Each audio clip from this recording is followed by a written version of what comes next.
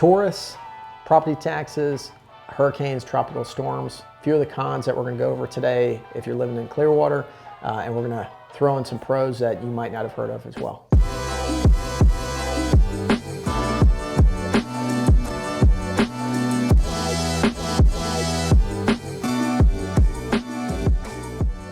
If you're living in Clearwater, some of the pros I would consider would be you're close to Tampa International Airport, probably about 35 minutes away depending on where you're living. There is also the Pinellas Clearwater. It's a smaller airport. We've actually used it quite a bit when we go out to Biloxi. We like to gamble. So we've been out to Beau Rivage and Hard Rock Hotel out there, and they actually have junkets that go out of St. Pete. It's actually very convenient. Obviously, if you're in Clearwater, you're very close to the beaches. That's a big plus. If you like fishing, you know, if you want to store your boat at a high and dry, there's plenty of marinas in the area. So that's definitely a positive. I'd also say, you know, restaurant-wise, as a pro, if you like fresh seafood. I'm not a big seafood eater, but I have a bunch of friends that are. There are places right there off of Gulf Boulevard that you can go to that have fresh seafood that you can buy and bring home to cook. Clearwater is also more, I consider it more relaxed. I've even thought about, I've talked to my wife about maybe even moving out there once the kids are done with college and, you know, out of the house type thing. I've talked about maybe getting a place over there for 2 or 3 years. I do like the fact that it's close enough that we're close to Tampa. We're still close to everything. We're close to family that we have here in Tampa. And I like the fact that we can have people come out to the beach because, you know, it's fun, it's relaxing. On the flip side, I know my wife's grandfather talked to me about this years ago. He used to live out on the beach. If you are on the beach or in a coastal, the salt water is really going to beat up the property. So you got a lot of maintenance. You definitely have to keep up with the maintenance on the property. You know, his opinion on it was, instead of buying a place, go rent a place for 30 days and spend $3,000 to $5,000, and then give them the keys back, and then they can take care of it. So anyway, you know, we still have talked about it. We still think about it. One of the things I would probably do, and the reason why I say 2 to 3 years for me, I would like to go out there and maybe live and just have more of a relaxed style of living for a couple years, and buy you know, either a newer place or something that's just been renovated. That way I know the maintenance is going to be very minimal. And then, you know, if I want to move back to, you know, Tampa in 2 or 3 years, I can do that and not have any major assessments if I was moving into a condo or anything like that. Or if I bought a house, I wouldn't have any major issues that I would have to repair other than general maintenance. So just my thoughts on that. In the city of downtown Clearwater, there are, it's very clean is what I would say. Landscaping is very nice, very little litter that you would see. So I think in general, the downtown area, right before the bridge that you're going over to the beaches is very nice, very clean. We've actually been over there for a rehearsal dinner for a wedding. We've seen a little mini concert that they set up there. So it's a nice area to walk around.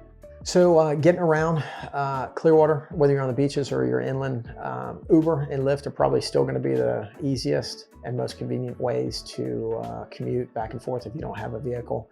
There are some areas that you might be able to walk to or ride a bike to, but in general, that's what you're going to be using for the most part. It is very convenient and easy and available at all times of the day.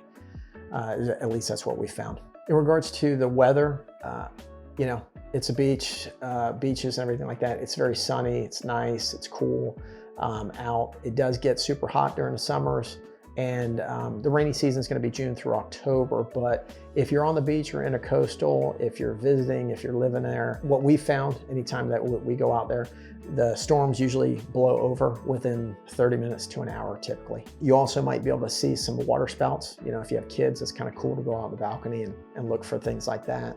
Obviously the sunsets are beautiful.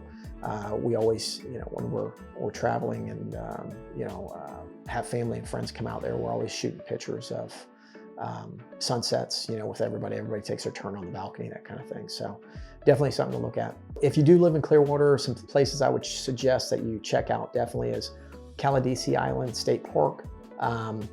You can actually take a ferry over there It's going to be a little bit further north in Dunedin, I believe is where the ferry goes out of.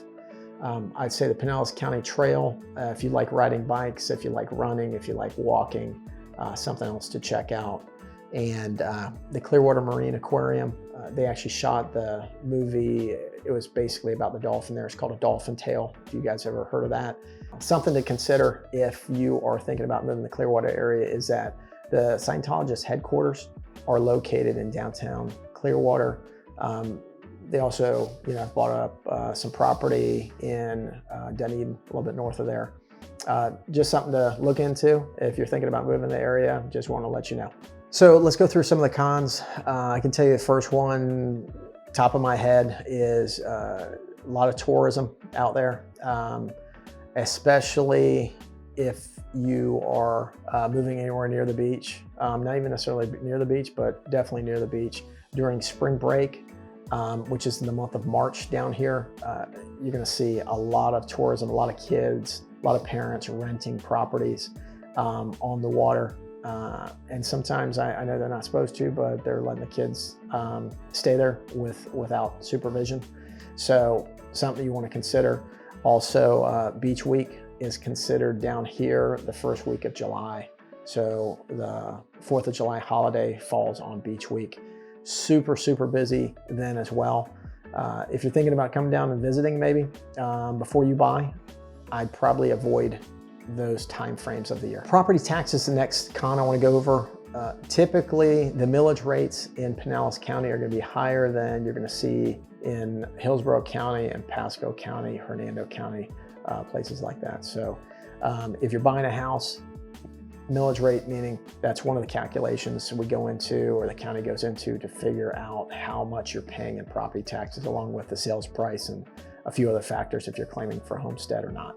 Hurricanes and tropical storms, that's going to be something else you want to consider. I mean, it's not like it happens all the time, but it might cause you, depending on where you're living, to have to carry flood insurance, or there might be more flooding in that area. Those are all factors that you want to think about. If we do, it's not very often, but when we do get hit with maybe a hurricane, a tropical storm turning into a hurricane, you might be in an area that is required to be evacuated. So again, when you're checking out homes, checking out areas, and perfect example as far as needing flood insurance or not, we have a client right now that's going to be closing, and they actually don't need flood insurance. So there are still pockets of the area that you're far enough away, or the elevation's built up high enough, you might not actually have to carry the flood insurance. Big negative is going to be traffic, especially with all the tourists coming in, not knowing where they're going, driving too slow. Anything on Gulf Boulevard, by the way, when you are on Gulf Boulevard, for the most part, everything is, I think, 35-mile-per-hour limits. So when you're thinking about going to Clearwater, whether it be Indian Rocks or Clearwater Beach or further down south, I highly suggest getting off when you're checking out the area that you're going to, getting off as close to, finding a bridge or a road as close to the area you want to be on the beach. Because if you, say, wanted to go from Clearwater to Madeira Beach on Gulf Boulevard, because of the speed limits, and because you got a lot of people that are tourists or beach goers that are walking across the streets, they want to keep the speed limits very slow, right? 30, 35 miles per hour, maybe even 15 at some points. That could take you 35 to 40 minutes. Whereas in reality, it's probably only about a 3 to 4 mile drive.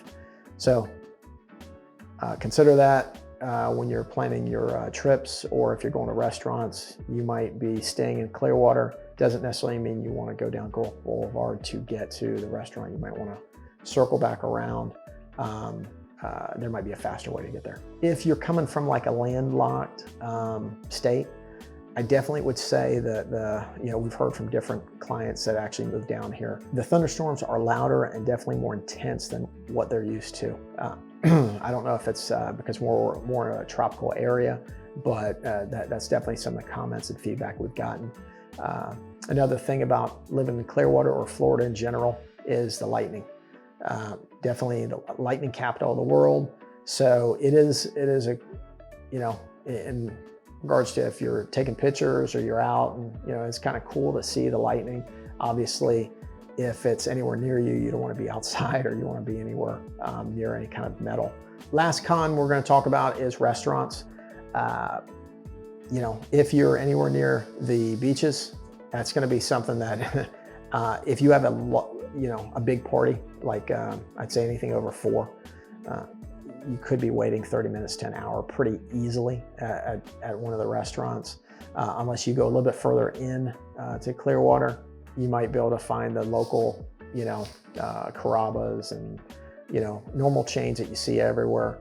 But I definitely would highly suggest staying on the beach, booking a reservation ahead of time, especially if you have big parties, and trying to stay on the water, maybe eat outside. It's very casual, I will say, in the restaurants. So, you know, shorts, normal, collared shirts, normal. I would just check the dress code on, you know, where you're going. If it's a little bit higher scale, they might, you know, want you to wear collars. If it's just more casual, then you can wear t-shirts, hats, flip-flops, those kind of things. So hope this all helps out. If you have any comments, feedback, definitely let us know. If there's anything else you want us to do videos on in Pinellas County, again, let us know. I'm sure we'll be hitting St. Pete and the pier soon. Until next time, thanks again for watching.